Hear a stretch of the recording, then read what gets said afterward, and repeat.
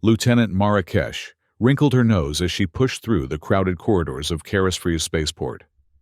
The air hung heavy, with the stench of exotic fuels, alien cuisine, and too many bodies pressed into too little space. Neon signs flickered overhead, bathing the diverse crowd in an eerie artificial glow that did nothing to calm her unease. She adjusted the collar of her Xenobiology Corps uniform, trying not to draw attention. It wasn't that the uniform wasn't respected, quite the opposite. The problem was that it was too respected, too official, and too likely to draw unwanted questions about her mission. "Lieutenant Kesh," a voice crackled through her earpiece. "Your transport leaves in 20 minutes. Dock 17. "Acknowledged," she muttered, tightening her grip on her field case. Inside were the specialized capture units she'd need for the assignment. Razor Fangs. The name alone sent a chill down her spine. Rumors about the creatures had circulated through xenobiological circles for years. Apex predators, with crystalline exoskeletons supposedly unbeatable in their natural habitat. The official mission brief called this a diplomatic documentation effort, intended to showcase alien life forms for an upcoming multi-species exhibition. But Mara knew better. The confidential addendum to her orders had been clear: bring back live specimens for research. Military research. She sighed, watching a Trilaxian merchant haggle with a human trader over what appeared to be modified plasma injectors. The commerce never stopped, even at the edge of charted space.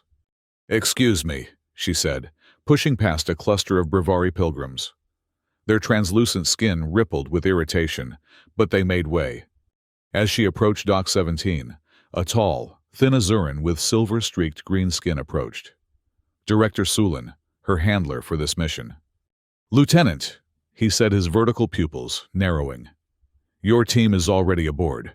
We've received updated intelligence on our subjects." "Anything I should know before departure?" Mara asked, noting the tension in his posture. Sulin handed her a data tablet. 3 research vessels have gone missing in the target zone in the past standard month. The Governance Council is concerned. Mara scrolled through the report, her stomach tightening. These attack patterns suggest coordinated hunting behavior. That wasn't in the briefing. "Which is why we've authorized additional security personnel," Sulin said, motioning toward the ship. "Your primary objective remains collection of viable specimens. And if viable specimens aren't possible, then detailed biological data will suffice." Sulin's expression hardened.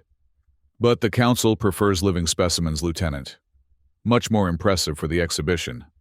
Mara nodded, knowing that the exhibition was merely a cover story. Whatever the Razor Fangs possessed, whether specialized venom, unique sensory organs, or adaptive biology, the Military Sciences Division wanted it. "Understood, Director," she said, boarding the transport. The ship, a mid-sized research vessel called the Empirical, hummed to life as she settled into her quarters. Through the viewport, she watched Karas 4 shrink to a glittering speck as they accelerated toward the unnamed jungle world that housed their target species. Mara spent the 3-day journey studying everything known about Razor Fangs, which wasn't much. Fragmented reports, blurry images captured by drones before they were destroyed, and speculative anatomical diagrams based on recovered remains. The closest thing to a complete specimen had been returned in 6 separate pieces. On the final approach, Mara joined her team in the briefing room: 2 junior xenobiologists, a 4-person security detail, and their pilot. "The atmosphere is breathable, but contains high levels of exotic spores," she explained, bringing up a holographic map of their landing zone. "Everyone wears filtration masks until my team completes analysis." The security team's leader, a squat Broxian female named Vex, snorted. "With respect, Lieutenant, my team will need unrestricted movement if we encounter resistance." "Your team will follow protocols," Mara replied firmly. "These spores could cause hallucinations or worse." Vex exchanged glances with her team, but nodded reluctantly. "Our landing zone is here," Mara continued, indicating a clearing near a winding river. Drone surveys suggest minimal razorfang activity in this area. We'll establish base camp, then deploy remote sensors to track movement patterns. Time frame, asked one of the junior xenobiologists, trill her antennae, twitching nervously. 3 standard days for observation. On day 4, we deploy the specialized containment fields to isolate and extract specimens. And if we encounter hostiles before then? Vex asked. Mara fixed her with a steady gaze. Non-lethal containment is our priority. If that's not possible, defensive measures only. These creatures are valuable and potentially sentient. We're scientists, not hunters. The ship shuddered as they entered the planet's atmosphere conversation, pausing as everyone braced themselves. Through the viewports, Mara caught her first glimpse of the world below, an endless canopy of strange vegetation in shades of deep purple and midnight blue. As night fell on this hemisphere, bioluminescent patches began to glow, creating intricate patterns across the forest. "Beautiful," murmured Trill. "Beauty is often nature's warning," Mara replied, but privately agreed. There was something hauntingly magnificent about the alien landscape. The Empirical touched down with a gentle lurch, and preparation for disembarkation began. Equipment was checked, communication bands synchronized, and weapons, despite Mara's reluctance, loaded and primed. "Stay within visual range of the ship," Mara instructed as the ramp descended. "Recon only for the first 6 hours." Hot, humid air rushed in, carrying the scent of alien vegetation and decay. The team moved out methodically, Vex's security personnel forming a protective perimeter, while the xenobiologists began collecting samples and setting up monitoring equipment. The jungle pulsed with life. Gossamer winged creatures fluttered between massive fronds, and somewhere in the distance, a deep, resonant call echoed through the trees. The ground beneath their feet was spongy, covered in a carpet of moss-like growth that left luminescent footprints with each step. "Fascinating," Mara muttered, collecting spores from a nearby trunk. "The entire ecosystem appears to communicate through bioluminescence." They worked until local dusk, the forest growing increasingly radiant as darkness fell. The patterns of light seemed to shift and swirl, creating the unsettling impression that the entire jungle was watching them. Perimeter secured. Vex reported joining Mara at the edge of their camp. "No signs of large predators, but there's something off about this place." Mara nodded, feeling the same instinctive unease. "The light patterns aren't random. There's a mathematical progression to them." Meaning this forest might be more connected than we thought. Keep your team alert." The night passed without incident, though few of them slept well under the pulsing glow of the alien foliage. By morning, Mara had made her decision. "We're sending out the scout ship," she announced over breakfast. "Preliminary readings indicate increased bioacoustic activity, 10 kilometers north, possible razorfang communication." Vex frowned. "The scout ship has minimal defenses." "Which is why you're going with them," Mara replied. "This is a recon mission, observe and return. No engagement." The scout ship, a sleek craft designed for atmospheric flight, departed an hour later with Vex and 2 of her security team aboard, plus one of Mara's junior xenobiologists, to operate the specialized sensors. Mara monitored their progress from base camp, watching as the scout ship's indicators moved steadily northward. "Approaching target zone," came the pilot's voice over the comm. "Picking up significant heat signatures. Wait, something's—" The transmission dissolved into static, then screams. "Scout team report," Mara shouted, but the comm remained silent. The ship's location beacon continued to transmit at least. Mara made a rapid decision. "Prep for emergency response. We need to reach that ship." "Lieutenant," objected Trill, "protocol says—" "I know what protocol says," Mara snapped. "But we have people out there." They moved fast, taking the remaining all-terrain vehicle. Mara, Trill, and the 2 remaining security personnel raced through the jungle following the scout ship's beacon. The forest seemed to ripple around them, light patterns intensifying and flowing in the direction they traveled. "It's like the whole jungle knows we're coming," muttered one of the security officers. "It probably does," Mara replied grimly. They found the scout ship in a small clearing, its hull breached in multiple places. Massive gouges had been torn through the reinforced plating, as if it were paper. There was no sign of the crew. "Life signs?" Mara asked, checking her scanner. Trill shook her head. "Nothing within range." A low, vibrating sound rippled through the clearing, causing the bioluminescent vegetation to pulse in synchronized patterns. Mara froze her hand, moving instinctively to the stun pistol at her hip.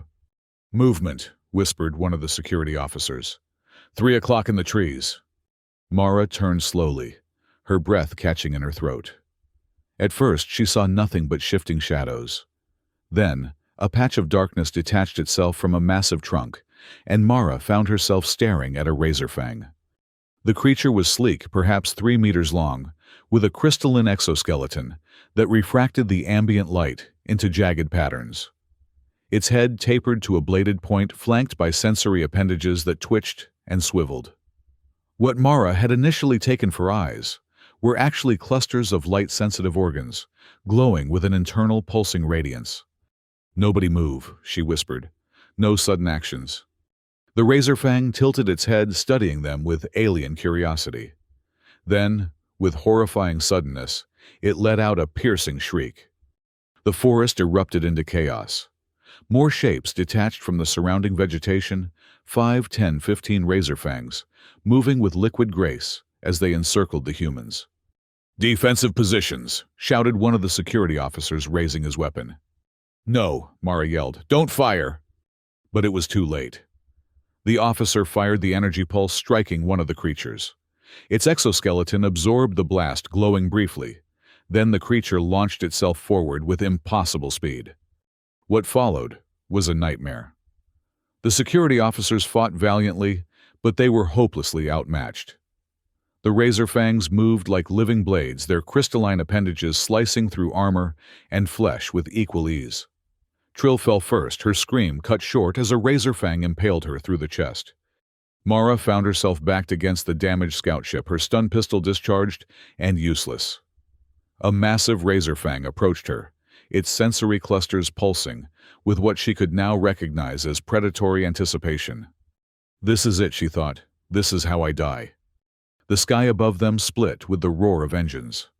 A battered dropship, smaller than their research vessel, and stripped of all non-essential components, streaked overhead, then pivoted in a maneuver that should have torn it apart. The craft hovered, and a single figure leapt from its open bay, dropping at least 20 meters to land with a heavy thud in the clearing. A human male, tall, broad-shouldered, dressed in mismatched armor pieces that looked salvaged from multiple sources. He carried no visible weapons, which struck Mara as suicidal. The razorfangs turned toward this new arrival, clearly identifying him as a threat. The largest of them, the one that had been approaching Mara, charged. What happened next defied Mara's understanding of human capability. The man sidestepped with blinding speed, caught the razorfang mid-lunge, and with a sickening crack, tore one of its crystalline limbs free. The creature shrieked, but the man wasn't finished. With strength that no human should possess, he drove his fist through the razorfang's exoskeleton, shattering it like glass. The creature thrashed, ichor sprang from the wound, but the human maintained his grip. With a final terrible heave, he literally ripped the razorfang into 2 pieces, its internal organs spilling out in a steaming mass.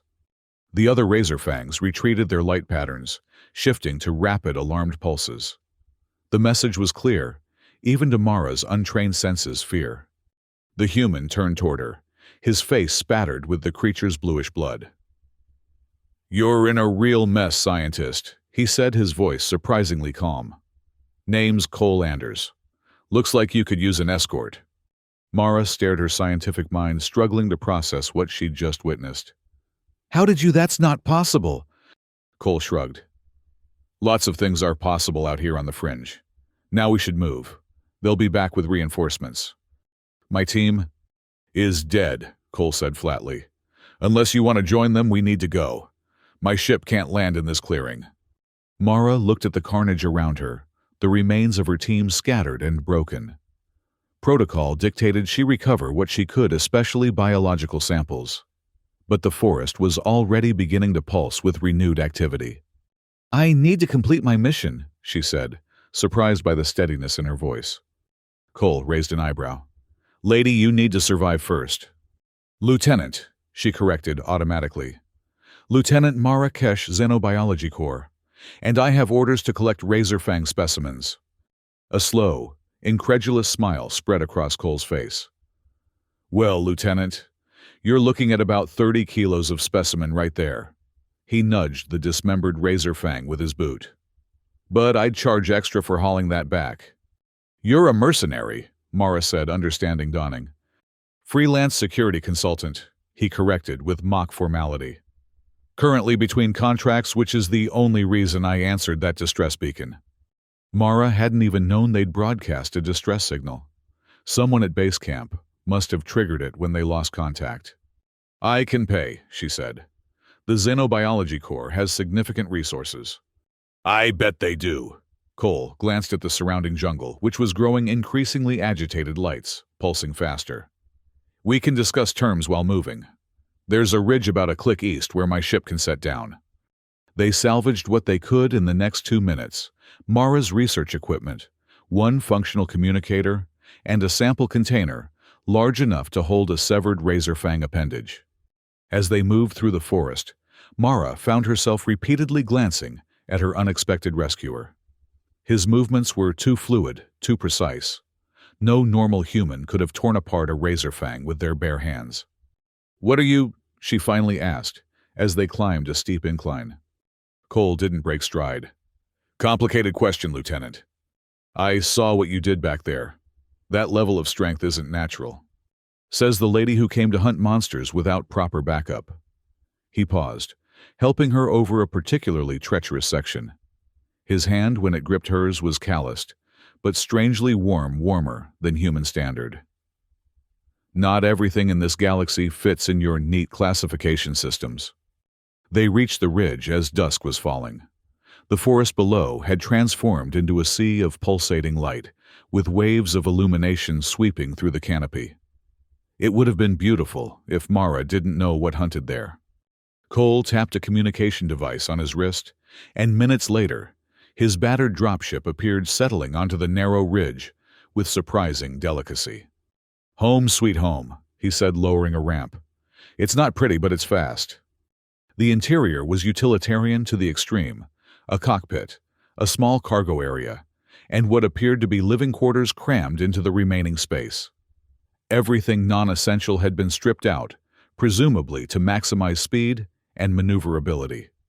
"You live here?" Mara asked. "I travel light." Cole moved to the cockpit, initiating launch procedures.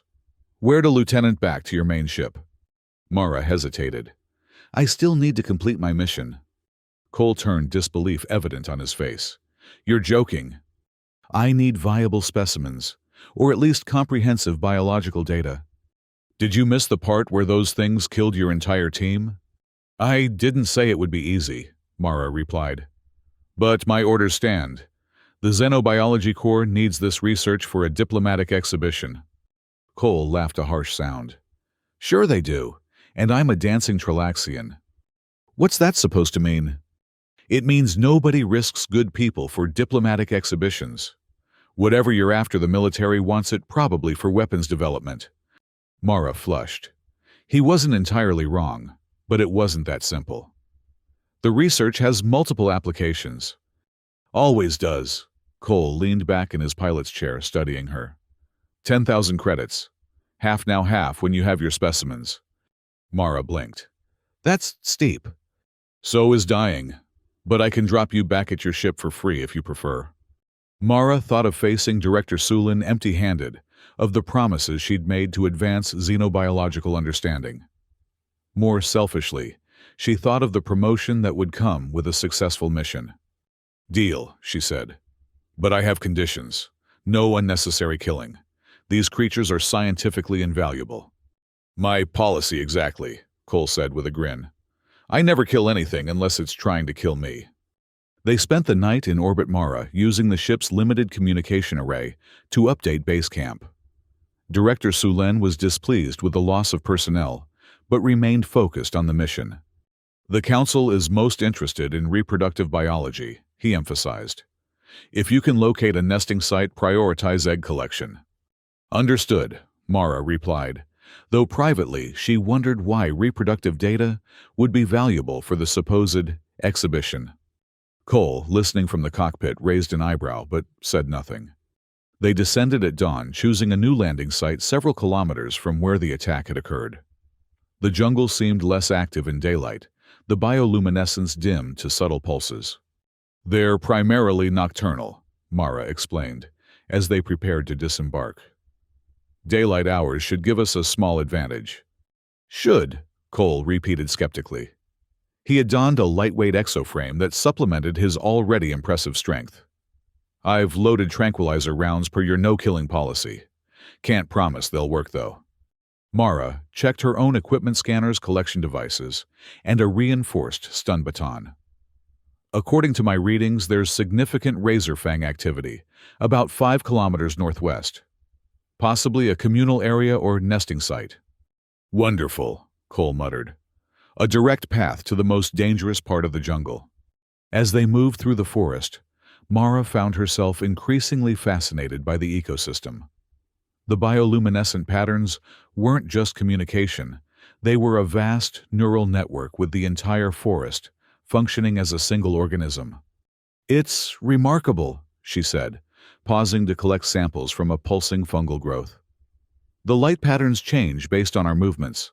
The whole forest is tracking us. That's not comforting, Cole replied, eyes constantly scanning their surroundings. They encountered their first obstacle, 3 kilometers in a patch of vegetation that emitted clouds of glittering spores when approached.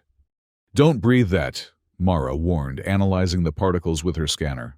Neurotoxic. Cole produced breather masks from his pack. These should filter it out. How do we get past? Mara studied the area. The plants respond to movement. If we move slowly enough, they might not trigger. It worked barely. They crept through the toxic garden with agonizing slowness, the plants quivering, but not releasing their deadly clouds. On the other side, they found themselves facing a steep ravine, its sides slick with moisture.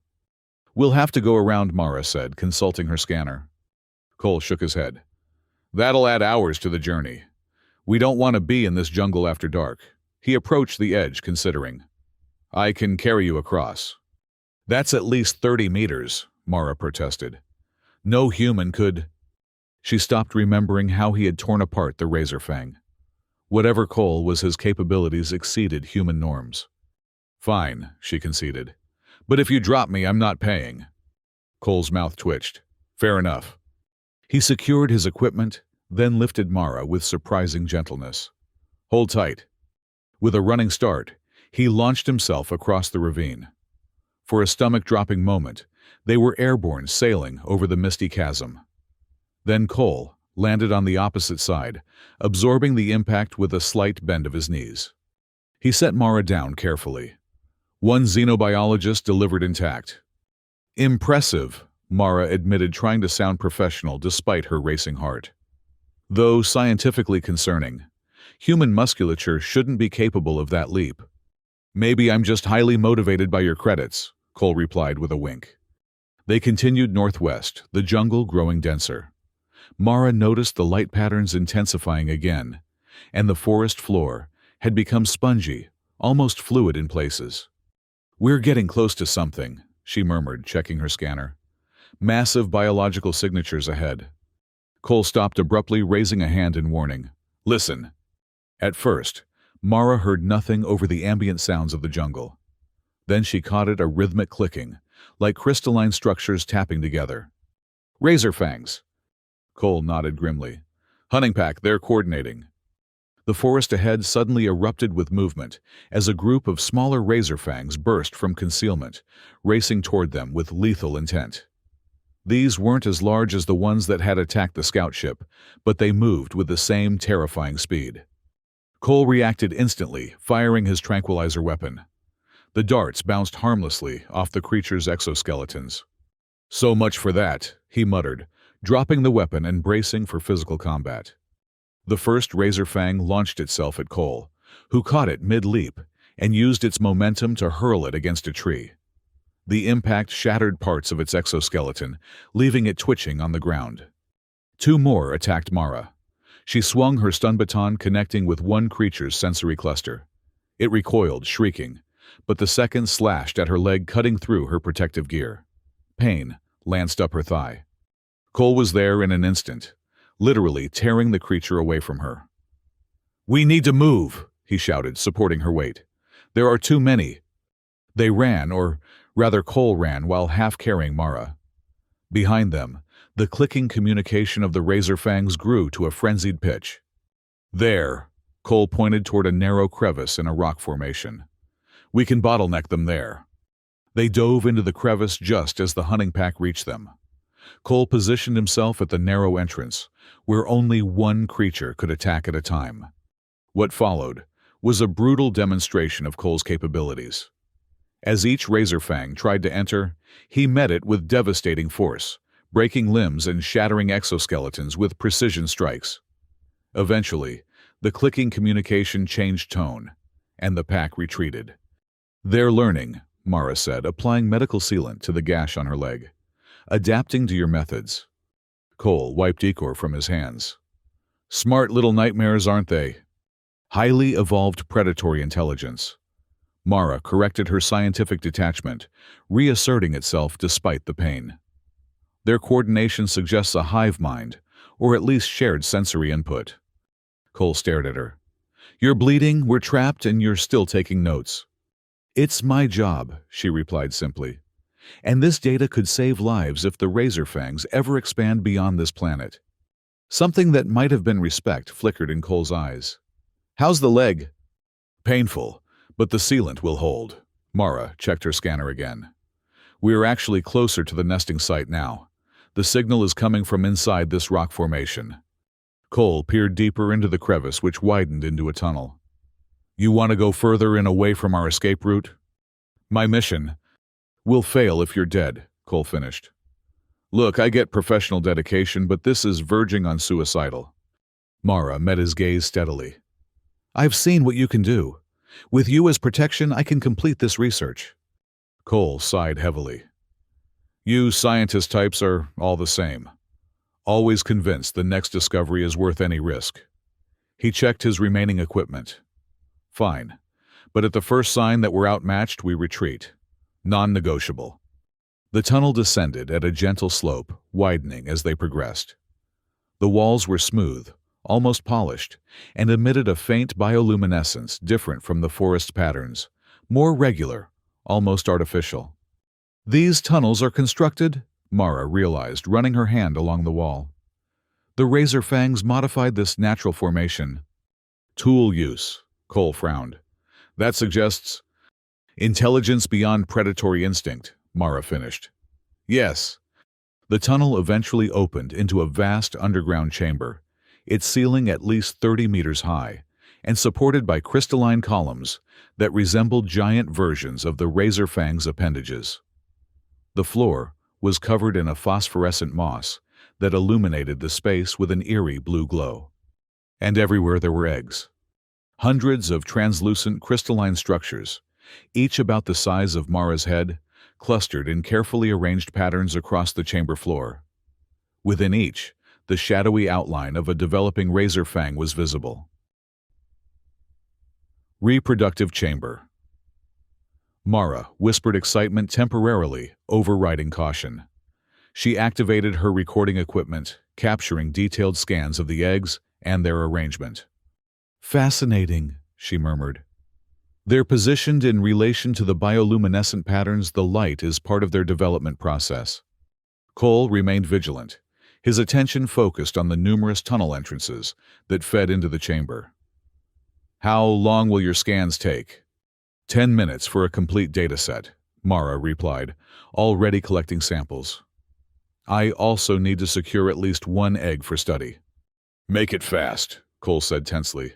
"We're in the heart of their territory now." Mara worked methodically, her scientific training taking over. The eggs were remarkable structures, part crystal, part biological membrane, with complex light-conducting filaments that channeled the bioluminescence to the developing embryos. She was preparing to carefully extract one when a deep, resonant vibration shook the chamber. The light patterns across the floor shifted, flowing toward one of the larger tunnel entrances. "Mara," Cole said quietly, using her first name for the first time. "We need to leave, now." She turned to see what had prompted his alarm, and felt her blood freeze. Emerging from the tunnel was a razor fang, unlike any they had encountered, massive, easily 10 meters in length, with an exoskeleton that seemed to absorb and redirect the ambient light in hypnotic patterns. Its sensory clusters were more developed, arranged in a crown-like formation that pulsed with intelligence. The Queen. Mara breathed her scientific curiosity, momentarily overwhelming her fear. She raised her scanner automatically. The Queen's reaction was immediate and violent.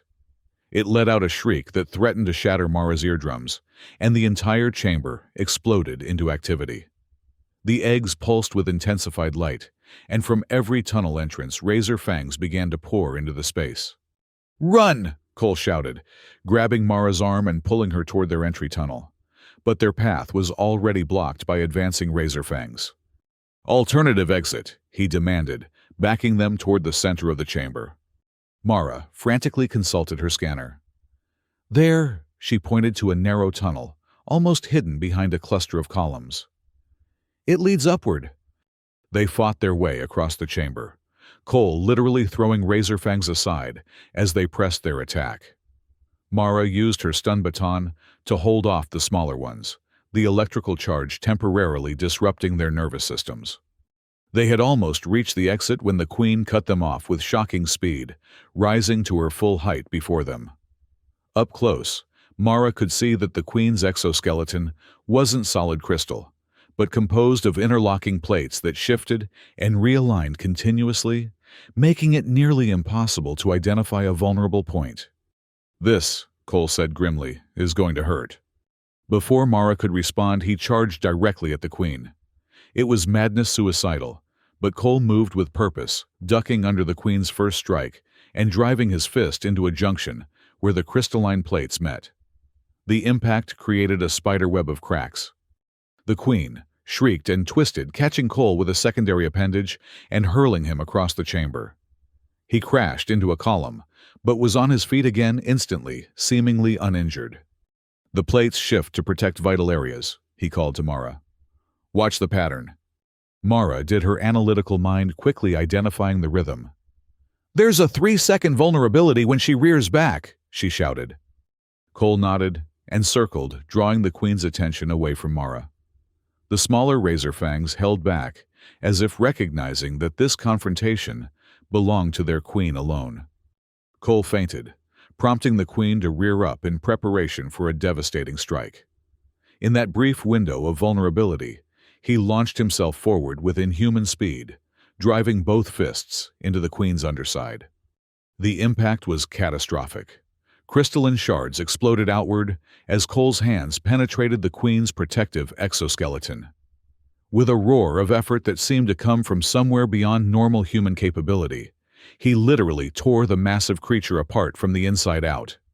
The Queen's internal fluids showered the chamber as her body separated into two ragged halves, her crystalline maw still snapping reflexively even as her nervous system failed. The chamber went silent. Every razor fang froze, their sensory clusters pulsing with what Mara could only interpret as shock. Then, as one, they retreated into the tunnels, leaving Cole standing amidst the remains of their Queen. He turned to Mara, covered in bluish ichor, his expression hard. "Get your samples, now." Still stunned by what she had witnessed, Mara worked quickly, collecting tissue samples, a portion of the exoskeleton, and one intact egg. As she secured the specimens, she noticed something embedded in the Queen's remains, a small metallic object that didn't appear biological. "Cole," she called, approaching cautiously. "There's something in the tissue." He joined her, frowning at the discovery. "Data chip," he said, carefully extracting it. Military grade. What would a data chip be doing inside a Razorfang Queen? Mara asked, though a sinking feeling told her she already knew. Cole connected the chip to his wrist device, and a holographic display flickered to life. What they saw confirmed Mara's worst suspicions: technical schematics for human genetic enhancements, labeled Project Nemesis. "These are military augmentation protocols," Cole said quietly. "Human augmentation." Mara looked at him with new understanding. "Like yours." Cole didn't deny it. "The question is, why was this inside a supposedly natural predator on an unmapped planet?" Before Mara could respond, her communication device chimed. Director Sulin's voice came through, strained with false concern. "Lieutenant Kesh, we've lost contact with base camp. I'm sending a shuttle to extract you from your current position. Prepare for immediate evacuation." Mara and Cole exchanged glances. "He's lying," Cole said. "This is a cleanup operation." "We need to get back to my ship," Mara said, gathering her samples. "The complete research data is stored there." They made their way through the escape tunnel, which fortunately led to the surface, not far from where they had entered the rock formation. The forest was eerily quiet, the bioluminescent patterns subdued, as if the ecosystem was in mourning for its queen. "Your handler knew," Cole said as they hurried toward his dropship. "The Razorfangs aren't natural predators, they're engineered. Biological weapons using stolen human augmentation technology." "But why would the Xenobiology Corps be involved?" Mara asked, though the pieces were falling into place. Unless they're weaponizing the research," Cole finished. "Using the diplomatic exhibition as cover to develop new combat applications." When they reached the ridge where Cole's ship was hidden, they found Director Sulin waiting with 4 armed guards. The director's expression was cold, all pretense of scientific interest gone. "Lieutenant Kesh," he said, "I'll take those samples now." "You knew," Mara accused. "You knew what the Razorfangs really were." Sulin smiled thinly. "A successful military application of the Nemesis protocols. Unlike our human test subjects, the Razorfangs don't question orders or develop inconvenient ethics." "You're using my research to create living weapons," Mara said, disgust rising in her throat. "Your research was always meant for this purpose," Sulin replied. "The Xenobiology Corps has served military sciences for decades." He gestured to his guards. "Now the samples." "Go to hell," Mara spat. The guards raised their weapons, but before they could fire, Cole moved with blinding speed. In seconds, all 4 guards were down unconscious, or worse. Sulin backed away, fear replacing his arrogance. "You're one of them," he realized. "A Nemesis subject." "The original," Cole confirmed, advancing on the director. "Before your people decided humans weren't vicious enough and started playing with alien DNA." "The Council will never let this information out," Sulin warned. "Too much is at stake." "That's where you're wrong," Mara said, holding up her scanner. "I've already transmitted the full data set, including the embedded chip, to 4 different galactic councils. By now, everyone knows what you've been doing." Sulin's face contorted with rage. He drew a concealed weapon, aiming not at Cole, but at Mara.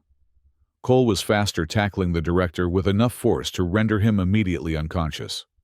"You transmitted the data?" Cole asked, surprised. Mara nodded. "While you were engaging the guards, it seemed prudent." A slow smile spread across Cole's face. "You're not what I expected, Lieutenant." "Neither are you," she replied. "What happens now?" Cole glanced at his ship. "We should leave before more cleanup crews arrive. After that, I guess we both have some explaining to do to the councils." As they boarded Cole's ship, Mara looked back at the bioluminescent jungle, now pulsing with a new rhythm, slower, different, as if the ecosystem was recalibrating after the Queen's death. "They'll adapt," she murmured. "Even with their engineered origins, they're still living creatures." "Like me," Cole said quietly. Mara turned to him. "Yes, and like you, they deserve to be understood, not weaponized." They broke orbit just as a military sciences cruiser entered the system. Cole's modified engines easily outpaced their pursuers, carrying them into the safety of deep space. In the following weeks, the revelations about the Razor Fangs and Project Nemesis sent shockwaves through the galactic councils. Debates raged about the ethics of military bioengineering and the rights of created species. Some called for all Nemesis subjects, including Cole, to be contained as potential threats. Others argued for a new alliance with augmented humans, recognizing their potential as bridges between species. Mara found herself at the center of the controversy, giving testimony to council after council. She spoke not only of the scientific implications, but of what she had witnessed: Cole's capacity for destruction, yes, but also his choice to protect, rather than destroy. 3 months after their escape from the jungle planet, Mara found Cole waiting in her office at Xenobiology headquarters, now under new leadership following the scandal. "They've offered me a position," he said without preamble. "Chief Human Liaison for Xenobiological Research." "And you're considering it?" Mara asked, surprised. Cole shrugged. "Turns out there aren't many career options for genetically enhanced super soldiers when the program that created you gets exposed."